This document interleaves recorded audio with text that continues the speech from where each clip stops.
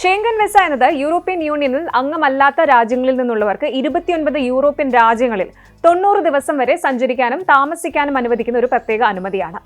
ഈ വിസ ഉപയോഗിച്ച് വിനോദയാത്ര, ബിസിനസ്, കുടുംബ സന്ദർശനം, ഹ്രസ്വകാല പഠനം, ചികിത്സ, പരിശീലനം, സന്നദ്ധ പ്രവർത്തനങ്ങൾ, ട്രാൻസിറ്റ് തുടങ്ങിയവയ്ക്ക് യാത്ര ചെയ്യാം.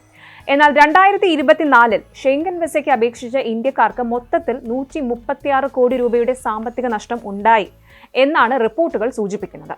11,80,000 ഇന്ത്യക്കാർ വിസയ്ക്കായി അപേക്ഷിച്ചപ്പോൾ 9,36,748 പേർക്ക് മാത്രമാണ് അനുമതി ലഭിച്ചത്. ബാക്കി 1,65,266 അപേക്ഷകളും നിരസിക്കപ്പെട്ടു. ഒരു വിസയ്ക്ക് ശരാശരി 85 യൂറോ, അതായത് 8,270 രൂപ ഫീസ് നൽകിയിട്ടും നിരസിക്കപ്പെട്ട അപേക്ഷകൾ മൂലം തിരികെ ലഭിക്കാത്തത് 136 കോടി രൂപയാണ്. ഇനി ഇത് ആഗോളതലത്തിലാവട്ടെ വളരെ കൂടുതലാണ്. 17 ലക്ഷം അപേക്ഷകൾ നിരസിക്കപ്പെട്ടതോടെ 1,410 കോടി രൂപയുടെ നഷ്ടമാണ് ഉണ്ടായിരിക്കുന്നത്. ഇതിൽ ഇന്ത്യ 3-ാം സ്ഥാനത്താണ്. അൾജീരിയയും തുർക്കിയുമാണ് മുന്നിലുള്ളത്. ഫ്രാൻസ് ആണ് ഏറ്റവും കൂടുതൽ അപേക്ഷകൾ നിരസിച്ചത്. 31,314 നിരസിക്കപ്പെട്ടതിന്റെ എണ്ണം. ഇതോടെ 25.8 കോടി രൂപയുടെ നഷ്ടമാണ് ഉണ്ടായിരിക്കുന്നത്.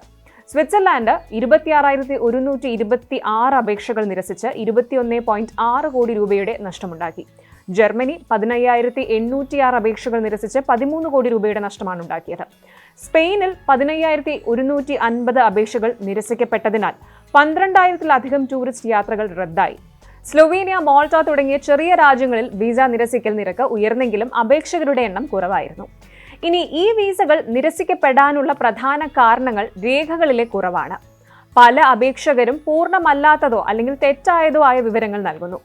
എസ്റ്റോണിയയിൽ 26% അപേക്ഷകൾ യാത്രാ വിവരങ്ങളുടെ അവ്യക്തത മൂലം നിരസിക്കപ്പെട്ടു. സാമ്പത്തിക ശേഷി തെളിയിക്കാൻ കഴിയാത്തതും ഒരു പ്രധാന കാരണമാണ്. ജർമ്മനി ഒരു ദിവസത്തേക്ക് 85 യൂറോയുടെ തെളിവ് ആവശ്യപ്പെടുന്നു.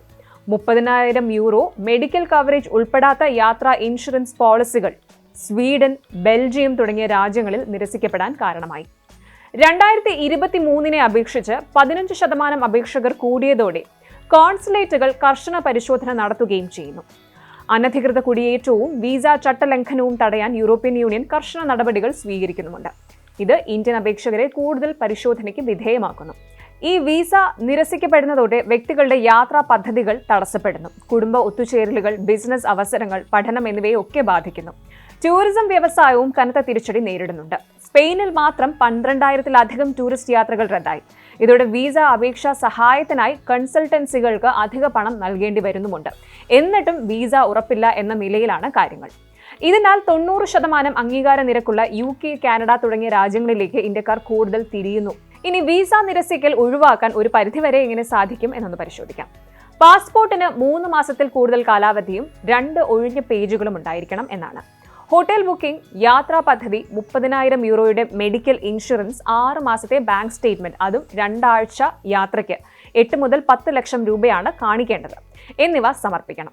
ജർമ്മനിയുടെ 98.8% അംഗീകാര നിരക്കുള്ള ബാംഗ്ലൂർ ഓഫീസ് അല്ലെങ്കിൽ 93.3% അംഗീകാര നിരക്കുള്ള ഇറ്റലിയുടെ മുംബൈ ഓഫീസ് പോലുള്ള കോൺസുലേറ്റുകൾ തിരഞ്ഞെടുക്കുന്നത് ഉചിതമാണ്. വേനൽക്കാലത്ത് അപേക്ഷിക്കുന്നത് ഒഴിവാക്കണം, കാരണം തിരക്ക് കൂടുതലായിരിക്കും. ബൾഗേറിയ, റുമേനിയ എന്നിവ ഷെങ്കൻ മേഖലയിൽ ഉൾപ്പെട്ടതോടെ അപേക്ഷകൾ വേഗത്തിൽ പരിഗണിക്കാൻ ശ്രമങ്ങൾ നടക്കുന്നുണ്ട്. ഓൺലൈൻ ട്രാക്കിംഗ് സംവിധാനങ്ങളും രേഖകൾ ശരിയായി സമർപ്പിക്കാൻ പഠിപ്പിക്കുന്ന ക്ലാസുകളും വിസ നിരസിക്കൽ കുറയ്ക്കാൻ സഹായിക്കും.